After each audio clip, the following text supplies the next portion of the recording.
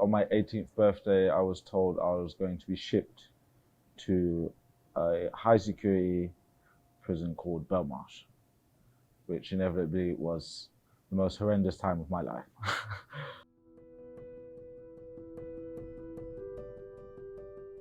So I grew up in southwest London, Stockwell, which, how old am I now? 26, but 15 years ago, Stockwell was a very, I'd say, dangerous place. My first memory of violence in Stockwell would have to be someone getting robbed and stabbed at the top of my street. They ran down my street for help, and then someone else proceeded to shoot them for reasons unknown to myself. But I believe I was around 5 years old when that happened directly on my street. So that was my first sort of interaction with violence in Stockwell. And, you know, growing up in Stockwell with a disabled mother, my mum was partially sighted, and a single mother, that be it as well. It was extremely difficult, you know. There was no father figure, there was no male to show me how to interact with society in a positive way as a young man. And that left me to sort of go out onto the street and look for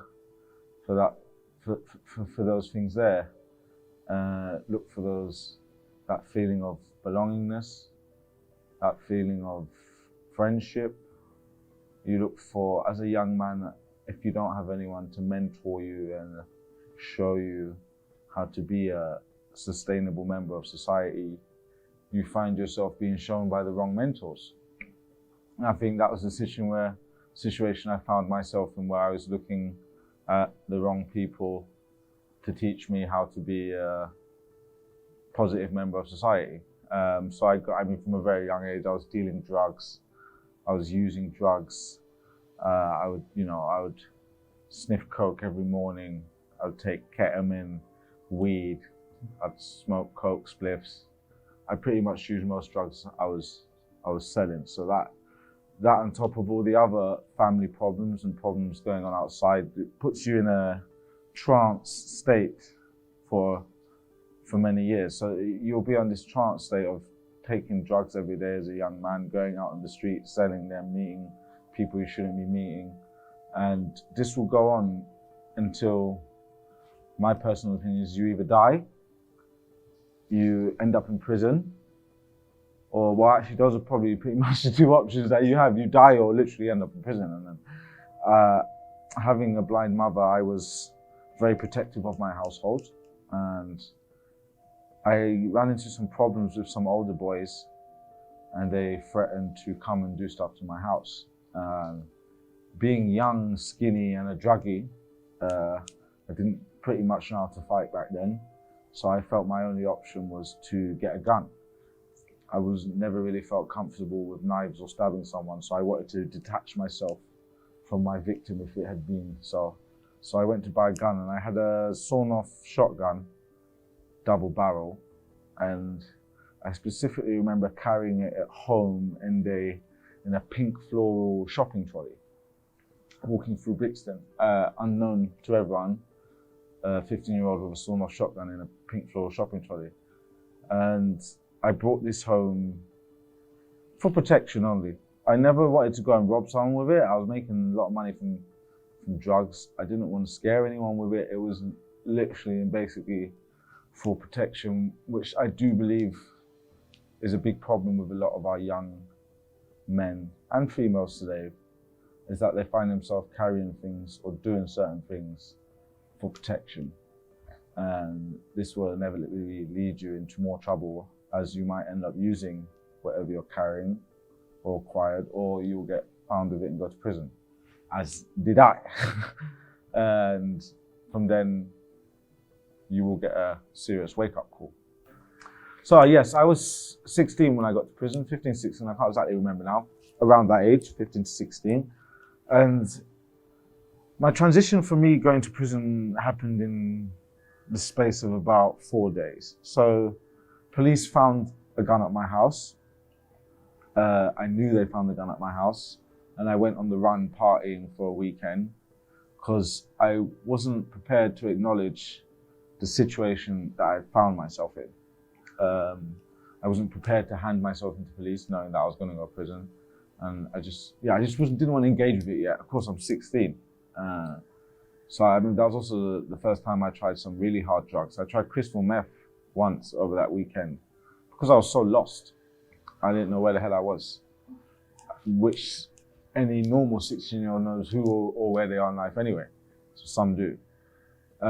So it was a real, I can honestly say, I'm 28 now. That was probably one of the lowest points in my life, and one of the points in my life where I really felt the most lost, and I didn't know where I was. And luckily, I got caught buying toilet paper by a police officer. So he found me and took me to prison. And I was in the police cells for about three days. They have to keep extending it because naturally when police find you with a gun, they will try and link that gun to certain murders or certain robberies. They will test the firearm. So I believe that's what they were trying to do to me. And I got a really bad chest infection. They tied me up in the police cell. They beat me up pretty bad because I was quite a problem for them. And it was just, even looking back at it now, I've never fully really thought about that time in my life because it was such a blur and it felt so unreal for even me personally to be in that situation. So it's even hard for me to think and access how I felt back then. But the overriding feeling that I had looking back would be that I just felt lost, completely lost, sad, and desensitized from what was actually going on. And because I didn't find myself crying until I actually got to prison, and probably about after 4 months. So I really was just desensitizing myself and shutting down from the situation, and I was just going through it like a robot, a lost soul, until I finally got to prison. And even then it didn't yet still sink in. It doesn't, it takes a while. When going to prison, I think going to prison for anyone is scary. It doesn't matter who you are or how big you are or in terms of stature or physical ability, but it really doesn't matter. I think everyone has a sense of fear when they're going into anything unknown. There was, of course, a sense of fear, purposely because of what propaganda and the news and the media portray prison to be. Some of these things are true, some of these things are not so true. But yeah, there was a big sense of fear going into the unknown. And you're apprehensive. You don't know what it's going to be like when you walk in. You don't know what it's going to look like, what it's going to smell like. The sounds are different. It's something you've never seen before apart from TV. And you only ever see it on TV in a negative aspect. So you already know you're not going somewhere that's going to be nice. So the apprehension, the fear, already coupled with the feeling of being lost, it's one of the most insane things anyone could go through in a contemporary first world country. Yeah. I was in prison for around 10 months before I got my full sentence. So I was on remand for 10 months in prison before I'd actually been sentenced. Because as a minor, you have to have certain psychiatric reports and probational reports before you can get sentenced. So I waited about 10 months and I got a custodial sentence of 3 years. And I had to serve pretty much most of that due to bad behavior, getting in fights, and just generally being a fool in prison. So yeah, I served about 3 years. I think I went in 16, towards the end of my 16 year, and I came out just before or after I was 21. Yeah. The last few weeks in prison, yeah, I suppose you could say they're some of the best days of your life. But I'm sure most prisoners would agree with me, is you don't feel or understand that you're getting released until you've actually walked outside those front doors and you've been released.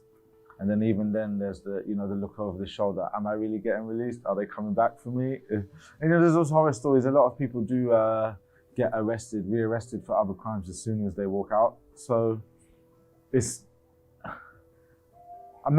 been over 10 years since I got released from prison and I still feel like I'm dealing with it. I'm still dealing with having a criminal record, being from that part of society. I still feel, being in prison at such a young age, I still have the edginess. I still look over my shoulder. You know, I lived with murderers, rapists, and terrorists for 3 years as a kid, at a detrimental time in my mental development as a child. So it's really affected me. And I don't know when it will stop affecting me. Just because you leave prison doesn't mean the sentence has ended. Even though my stay wasn't necessarily long, as I know people that have been in prison for 10, 15, 20 years, it was long enough to do the damage it needed to do. Yeah. Whilst I was in prison, I think I made the decision fairly quickly. I mean, I've always felt I'm an educated person. I'm not quite stupid. Well, I'm intelligent. So in prison, I sat down and really looked at how and why I got to where I was at such a young age. I didn't feel comfortable that I knew so many other young black men in prison we all found ourselves in prison at the same age, but we were all from different walks of life. And so these would have been boys that I've gone to primary school with, secondary school with, yet we all found ourselves in prison by the age of 17, which was quite an eye-opening experience, is to say how it almost felt like we were made to be there. That was destined for us, that by 17, we'd all be in prison. So I felt like I want to flip the coin on its head here, you know, like, if you can't beat them, you have to join them. I really believe in that. You can't beat anyone without understanding their brain. So I thought, all right, what's the best way for me to join society, to be a member of society, to be valued in society? And that would be education. They have always said for hundreds of years that knowledge is power. So I thought, I'm going to chase the knowledge. Instead of chasing the money in an illicit way, I'll chase the knowledge in an explicit way. So I rolled onto 6 months before I got released from prison, I rolled onto a course outside prison, Art Foundation. I lied. I told them, obviously I didn't tell them I was in prison. I think I started college 2 days after getting out of prison. I set it up. You know, I knew I wanted to change. There's many bullies in prison. There's many nasty people that I met, and I feel that maybe they should stay there a bit longer. But these people helped me. These nasty bullies, nasty people helped me to see that I'm not like that. I'm not here because I want to hurt people. I'm not here because I want to be here. I'm here because that's the card I've been dealt. So let me reshuffle the deck. And I've gone back to college. I then went on to do my uni. I then went on to do my masters. So I did my bachelor's, I did my masters, and I'm now doing my PhD. And for me, the journey is still only starting to begin, of complete rehabilitation of my life. So that means complete rehabilitation of my childhood, my teenage years, all through to me getting incarcerated and released. This is the rehabilitation of a, how would you say, a societal plan for me to be a certain way. I'm rehabilitating that plan and trying to become like something that society didn't want me to become, which is smart, or a doctor, or something that is more threatening to them than me being your average criminal. So my PhD is in youth violence, specifically looking at youth violence and social networking sites and violent incidents that occur from an online instance and turn into something that is offline. And I chose to research youth violence naturally because of my past, because I have a knowledge of youth violence that other researchers before me don't. First-hand experience that is, you can only get if you've lived it. And I feel it important for people like me to make that change and to help society to make the real difference. We have a lot of people trying to help people that really don't understand the problems that these people are going through. And it's amazing that these people are trying to help and their heart is in the right place, but at the same time, we need people that can relate to the problem and relate to the people we're trying to help to make a real, sustainable, positive and long-lasting difference. And so I felt all throughout university, I complained that there's not enough black teachers, there's not enough male black teachers, there's not enough teachers from London, or there's not enough teachers that have been to prison. So I can't keep complaining about it. I do need to go and just do it myself. I don't want someone else to leave prison and go to university and have to go through the same struggles that I went through. I'd like to feel that I'm there to help those students and every other student to understand that people from all walks of life have something good to give, even those that come from prison, which is the main reason why I want to give back to society. I want to use my knowledge for the right things, and I want to use it to help people that are in this position that I was all those years ago.